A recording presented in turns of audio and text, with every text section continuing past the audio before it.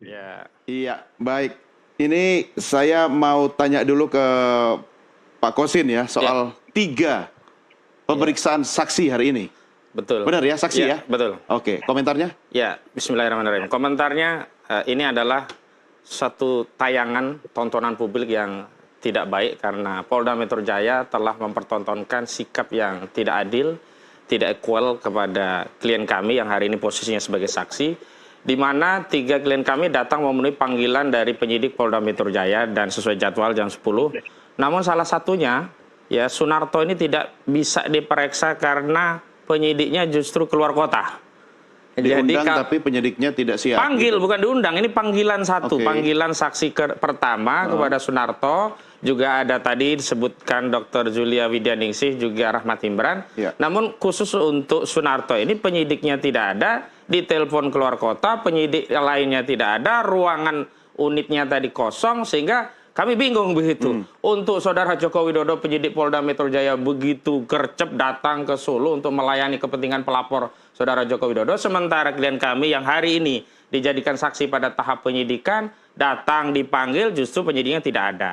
Dan yang kedua, klien kami yang lain sampai hari ini baru saja selesai, saya diinformasikan baik Rahmat Himra maupun Julia, namun tinggal finalisasi. Tapi yang Baru jelas, selesai jam berapa? ya tadi waktu maghrib baru selesai pemberkasan, tinggal Oke. nunggu teken-teken dan seterusnya. Begitu. Jadi 2 sudah diperiksa, 1 belum. Belum, Karena begitu. penyidik tidak ada. Tidak ada, dan baru setelah klien kami pulang begitu, karena kita nggak mau juga kan, kerjaan juga banyak begitu, buru-buru Polda Metro Jaya penyidiknya datang untuk, oh ya Pak, dari unit yang lain akan siap dari penyidik lain. Ya, itu namanya nggak profesional begitu. Nggak Justru profesional atau mengkonfirmasi. tidak serius? Tidak maksudnya? serius, tidak. Menurut saya malah serius melayani Saudara Joko Widodo. Kenapa? Karena seolah-olah ada teror besar ya yang dialami oleh kubu kami, klien-klien kami dari para saksi hari ini. Karena semua yang berkaitan dengan peristiwa itu seolah-olah akan dikaitkan dan kemudian dipersoalkan, walaupun panggilannya hanya saksi. Dan begitu kami berusaha memenuhi panggilan, bahkan Saudara Rahmat Himbaran tadi sakit loh, dia pakai kursi roda, datang dan siap diperiksa begitu. Tapi pada saat yang sama, Saudara Joko Widodo tidak datang ke Polda, diperiksa di Solo, terakhir katanya tidak bisa keluar kota karena alasan kesehatan. Tapi belakangan justru kita ketahui menghadiri acara reuni-reunian di Yogyakarta yang juga di luar kota. Artinya sudahlah, ini sebuah tontonan yang tidak menarik Pak bagi Kosin, rakyat, sebentar. begitu. Ini bukan statement orang baper kan? Bukan, ini kan fakta. Kondisi yang faktual ini saya sampaikan kepada publik agar apa? Satu sisi institusi berbenah untuk memperbaiki kinerjanya khususnya Polda Metro Jaya. Sisi yang lain bahwa ini ada satu disparitas yang diberlakukan kepada klien kami sehingga publik juga ikut mengawasi, mengontrol jalannya kasus ini. Dan yang paling penting loh, ini kan kita sedang minta permohonan gelar perkara khusus di Kabak Wasidik Polda Metro Jaya. Dan sampai hari ini belum ada respon. Belum ada respon, tetapi proses penyidikannya dikebut, dipercepat. Seolah-olah biar cepat ada tersangka. Padahal dalam proses penyidikan tak selalu ada tersangka. Karena apa? Banyak juga kasus penyidikan itu dihentikan karena tidak cukup bukti dan akhirnya di SP3. Oke, gitu. tahan dulu di situ. Ini seharusnya yang menjawab soal penyidik dan ketidakprofesionalan Polda Metro Polri, Jaya. ya, Polda, itu dari Polda ya kan? Ada Andri Samindardi lah harusnya Ya, begitu. tapi dalam hal ini saya meminta pandangan lain dari praktisi hukum juga ini, Bang Sylvester. Apa yang bisa Anda sampaikan, Bang? Ya, mungkin apa yang dikatakan Bang Hosinuddin ada yang benar, mungkin ada yang keliru ya. Saya sendiri mengalami waktu kemarin diperiksa di Polda Metro Jaya itu, saya juga menunggu hampir kurang lebih 2 jam lebih lah. Ya. Tapi bagi saya nggak ada masalah ya kan. Yang penting pemeriksaannya itu tuntas dan profesional dan sesuai prosedur karena memang ada keterbatasan kemarin waktu yang saya diperiksa itu teman-teman penyidik itu di Solo. Ya, dan di Solo itu kenapa mereka ke Solo? Menurut hemat saya nih ya, saya nggak tahu nanti dari penyidik gimana bahwa waktu itu yang mereka periksa di Solo itu hampir 12 saksi termasuk Pak Jokowi. Ya. Jadi makanya harus ke Solo. Dan di launch yang katanya mewah itu bukan hanya Pak Jokowi yang diperiksa ya, tapi banyak orang lain. Jadi memang kalau saya lihat ya kan, narasi-narasi ini akan timbul. Sebenarnya mengenai kegaduhan ya kan, mengenai masalah tudingan, gugatan ijazah palsu ini sebenarnya sudah selesai. Kalau istilah saya ini game over.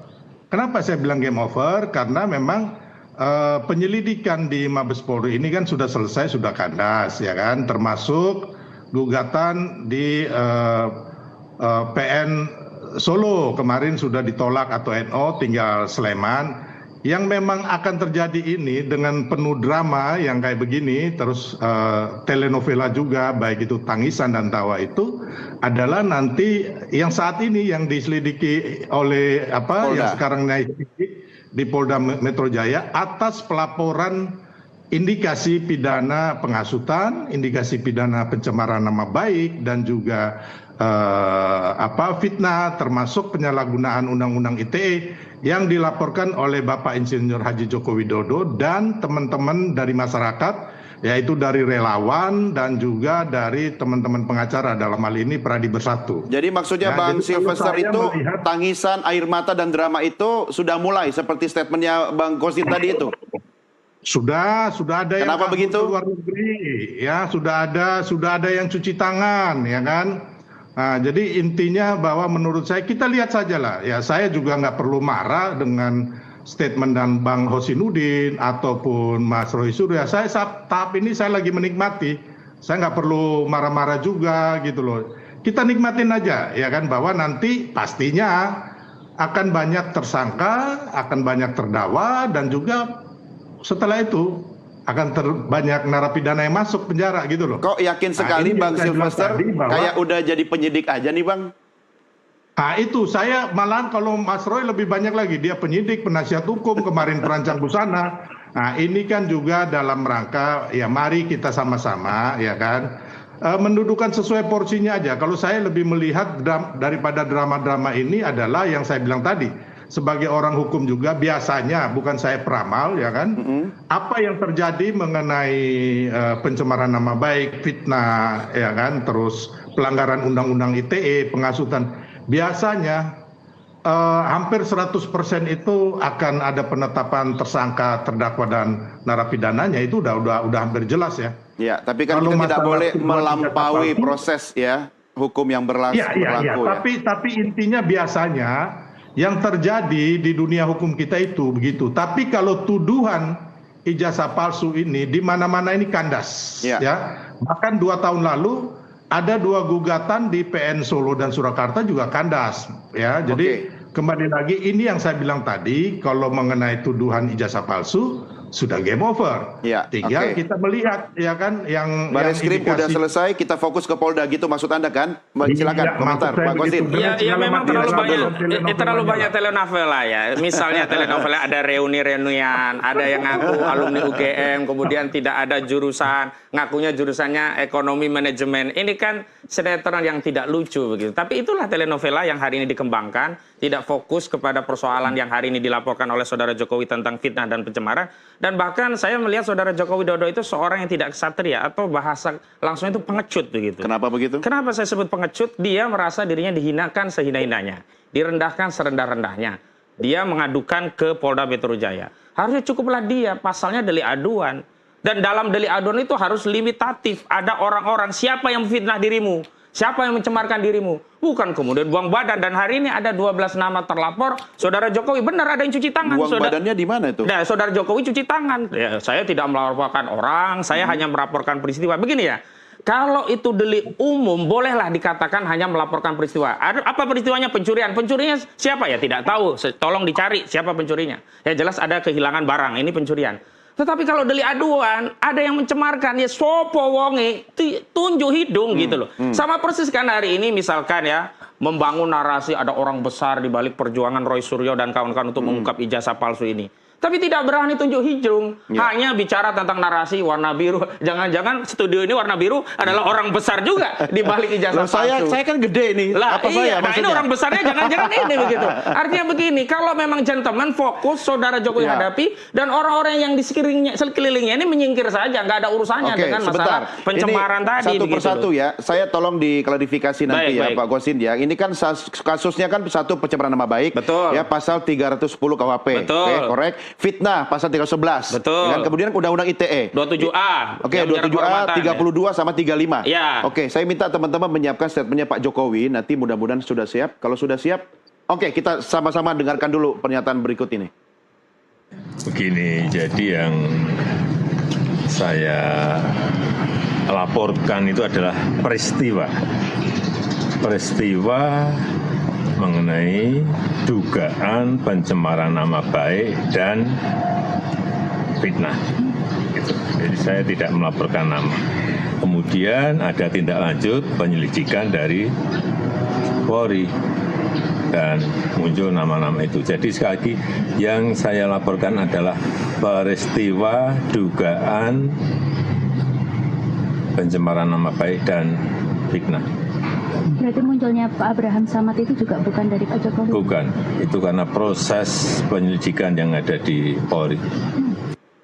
Jadi Pak Jokowi melaporkan peristiwanya, bukan nama-namanya. Ini masih 310 sama 311. Di mana soal buang badan orang besar tadi? Peristiwa, kalau itu delik umum tadi saya sebutkan, kalau pencurian bisa peristiwanya. Tapi kalau sudah fitnah, penyidik itu harus tanya, siapa Pak yang memfitnah dirimu? Nggak bisa penyidik kemudian mengambil tanggung jawab, kemudian penyidik yang kemudian rasa-rasa dia jadi Jokowi, oh berarti dia yang memfitnah, dia yang mencemarkan. Nggak bisa, pasal fitnah itu delik aduan sangat subjektif. Walaupun tidak fitnah, itu subjektif. Misalnya ada orang hitam, kemudian dikatakan, kamu hitam loh, itu bisa pencemaran, tapi subjektif. Tergantung orang yang dikatakan hitam tadi, ya dia merasa tersinggung atau tidak. Tapi sekali lagi, kalau kita bicara fitnah, bicara tentang pencemaran, itu harus terlihat subjektifnya itu siapa. Definitif. Nah hari ini dia mengatakan hanya peristiwa, tapi kemudian muncul 12 nama. Justru yang saya tangkap ini... Nama itu muncul dari Polda kan? Nah iya, justru ini saya tangkap Jokowi cuci tangan, kasih ya laporan, kalian bekerjalah. Nanti nama-nama kalian yang cari lah. Setelah itu bisa jadi nanti saudara Jokowi karena delik aduan dia mundur, pergi. Lalu yang bertarung ya siapa? Sylvester Matutina, ya semua relawan-relawan Projo. Nanti diadu domba dia dengan TPUA, dengan anak bangsa lainnya. Ini kan sementara asumsi, dia pergi. Kan? Nah bisa terjadi begitu. Karena itu kalau dia memang gentleman, fokus, hadapi. Dan tadi saya tegaskan kami masih menganggap ijazah saudara Joko Widodo itu masih konon diserahkan penyidik. Karena tadi waktu pemeriksaan juga tidak ditunjukkan kepada saksi-saksi yang diperiksa. Dan kami pada saat pemeriksaan Roy Suryo juga akan minta mana ijazah yang katanya disita tadi. Baru kita bisa percaya. Begitu. Kan selama ini narasinya hanya versi Jokowi, versi polisi. Tetapi justru orang yang berkepentingan ingin melihat langsung tidak pernah kan ditunjukkan. Nanti semua di pengadilan, semua akan buktinya dibuka. Polisi belum pengadilan, masih lama, itu juga ditunjukkan. Buktinya kuasa hukum Jokowi bukan pengadilan juga ditunjukkan. Buktinya 11 media yang diundang ke rumah Jokowi bukan pengadilan juga ditunjukkan. Itu kan berarti ada framing seolah-olah udah ditunjukkan kemana-mana asli. Tetapi kepada orang yang punya kompetensi untuk meneliti ijazah itu tidak mau ditunjukkan. Kenapa? Mungkin saja khawatir bahwa ijazah itu memang bermasalah. Asumsi kan? Iya. Oke, Bang Sylvester komentar. Ya, jadi gini, memang yang dikatakan Pak Jokowi itu yang dilaporkan adalah peristiwa pidana, peristiwa indikasi pidananya, ya kan, yang mana terangkum dalam video-video, ya kan, yang diserahkan kepada Polda Metro Jaya. Dan dari situ seperti halnya saya nggak ikut ya waktu pemeriksaan Pak Jokowi, pelaporan itu atau Pak Jokowi. Tapi kalau saya aja sebagai saksi, itu atas peristiwa video itu ditanyakan. Ini Bang Silver bertemu sama siapa? Ini ngomongnya bagaimana?